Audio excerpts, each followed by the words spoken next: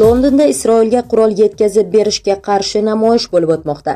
18-iyul kuni London markazida minglab Falastinparvar namoyishchilar G'azodagi vaziyatga e'tibor qaratish va Isroilga nisbatan qat'iy choralar ko'rish talabi bilan ko'chalarga chiqdi. Namoyish ishtirokchilari Britaniyaning yangi bosh vaziri Endi Bernhamdan Isroilga qurol yetkazib berishni to'liq to'xtatish hamda G'azodagi urushni yakunlash bo'yicha bosimni kuchaytirishni talab qildi.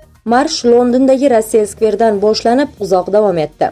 Unda bir qator jamoat tashkilotlari ishtirok etdi. Namoyishchilar Falastin bayroqlari va G'azodagi tinch aholini himoya qilishga chaqiruvchi shiorlarni ko'tarib olishgan. Namoyishda Buyuk Britaniyadagi Falastin elchisi Hussam Zamlot hamda Laboristlar partiyasining sobiq rahbari Jeremy Corbyn qatnashdi. Corbyn yangi hukumatni Britaniyaning Isroilga harbiy yordamini to'xtatishga chaqirdi. Endi Bernham rasman bosh vazir lavozimini 21-iyul kuni egallashi kutilmoqda. G'azodagi mojaro bo'yicha uning siyosati mamlakat ichidagi eng dolzarb mavzulardan biriga aylangan. AQSh va Eron yana o'zaro zarbalar almashdi. AQSh va Eron o'rtasidagi keskinlik yanada kuchayib, tomonlar navbatdagi harbiy zarbalarni amalga oshirdi. Pentagon ma'lumotiga ko'ra, AQSh 9-kecha ketma-ket Eron hududidagi harbiy nishonlarga havo zarbalarini berdi. Hujumlar davomida qo'mondonlik markazlari, havo mudofaasi tizimlari, sohil kuzatuv obyektlari, dengiz kuchlari, shuningdek raketa va dron uchirish maydonlari hamda aloqa markazlari nishonga olingan. AQSh prezidenti Donald Trump zarbalar amerikalik 3 harbiyning halok bo'lishiga javob tariqasida amalga oshirilganini bildirib, mamlakat Eronga qarshi amaliyotlarni davom ettirishga tayyorligini ta'kidladi. Bunga javoban Eron Islom inqilobi muhofizlari korpusi AQShning yaqin sharqdagi harbiy obyektlariga zarba berganini ma'lum qildi. Tehronning bildirishicha, Quvaytdagi AQSh harbiy obyektlari jumladan erta ogohlantirish radiolokatsiya tizimi va Ali al-Salem aviabazasidagi dronlar angari nishonga olingan. Quvayt qurolli kuchlari esa mamlakat havo mudofaasi tizimlari hujumlarini qaytarganini ma'lum qildi. Shu bilan birga Bahraynda ham ehtimoliy raketa hujumi xavfi sababli havo hujumi sirenalari ishga tushirildi. AQSh diplomatik yechimga tayyorligini bildirmoqda. Ammo Washingtonning yaqin sharqdagi harakatlari fonida Eron avvalgi kelishuv shartlarini bajarishni to'xtatganini ma'lum qilgan. Bu esa mintaqadagi vaziyat yanada keskinlashishi mumkinligidan darak beradi. AQSh va Eron o'rtasida 10 kunlik o't ochishni to'xtatish taklif qilindi. Qatar, Misr, Pokiston va boshqa mintaqaviy vositachilar AQSh hamda Eronga 10 kunlik o't ochishni to'xtatish rejasini taklif qildi. Tashabbus harbiy harakatlarni vaqtincha to'xtatib, muzokaralarni qayta tiklashga qaratilgan. Ma'lumotlarga ko'ra, Donald Trump ma'muriyati ushbu taklifni o'rganmoqda va Isroilni diplomatik muzokaralar imkoniyatini yo'qqa chiqarish mumkin bo'lgan harakatlardan tiyilishga chaqirgan. Biroq Washington muzokaralar samarasiz yakunlanishi ehtimolini ham hisobga olib, yaqin sharqqa qo'shimcha harbiy kuchlar yuborishda davom etmoqda. Nashrlarning yozishicha, Isroil armiyasi ham yuqori jangovar shaylik holatiga keltirilgan bo'lib, mojaroni keng ko'lamli harbiy kampaniyaga aylanishi ehtimoliga tayyorgarlik ko'rmoqda.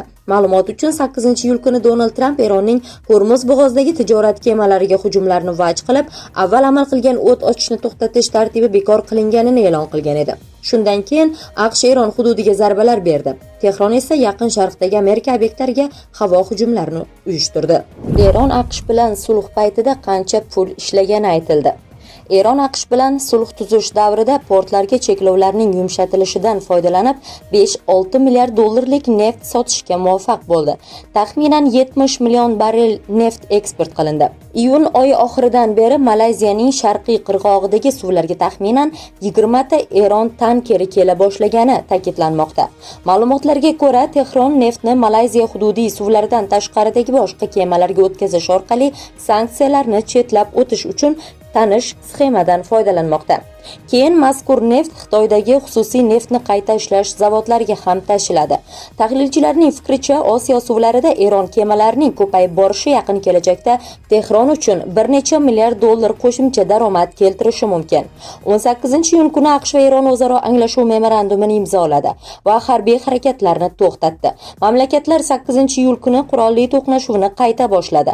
AQSh Islom inqilobi qo'riqchilari korpusini Hormuz bo'g'ozida kemalarga hujum qilishda ayblaganidan keyin sulh buzildi. Eron hujumi sabab Iordaniyada AQSh askarlari halok bo'ldi. Trampning munosabati. Eronning Iordaniyadagi bazalarga hujumi sabab 2 AQSh askari halok bo'ldi. AQSh prezidenti Donald Trump Eronning Iordaniyaga hujumi paytida 2 amerikalik harbiy xizmatchining halok bo'lgani munosabati bilan hamdardlik bildirdi. Bu juda achinarli. Biz uchun buni ko'rish qiyin, lekin ular mamlakatimiz manfaati uchun halok bo'lishdi, deydi u. AQSh prezidenti Eron hukumatining Tehron o'zaro anglashuv memorandumi bo'yicha majburiyatlarni bajarishni to'xtatgani haqidagi bayonotlariga ahamiyat bermasligini aytdi.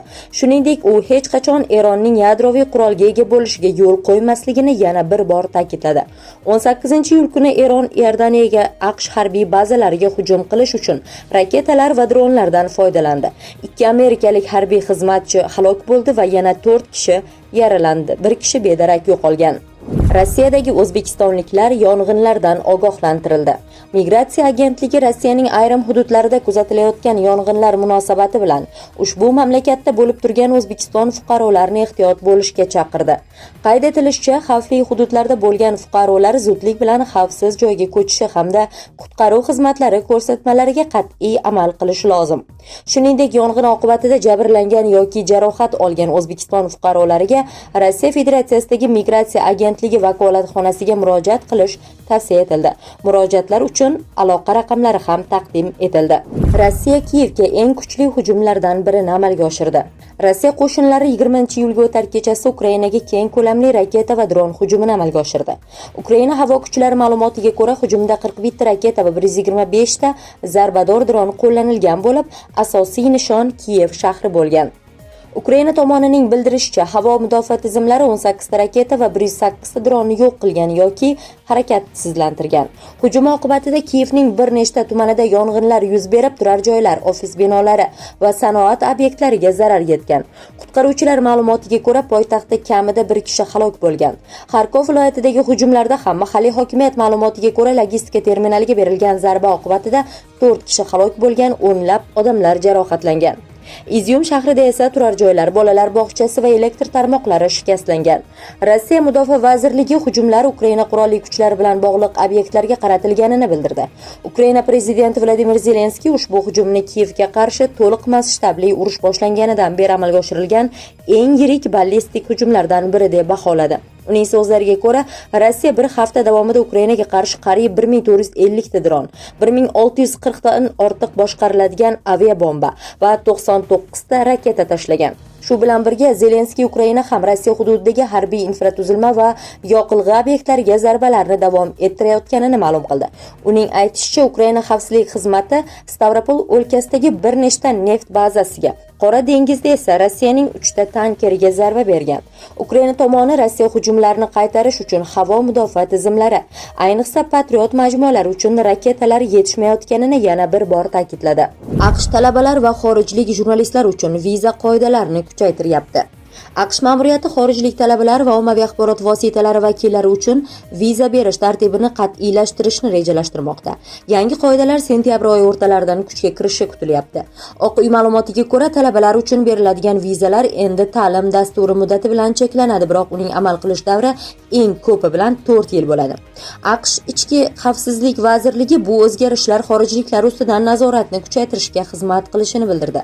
Yangi tartib ayniqsa o'qish muddati 4 yildan ortiq davom etadigan talabalar hamda doktoranturada tahsil olishni rejalashtirayotganlarga ta'sir qilishi mumkin.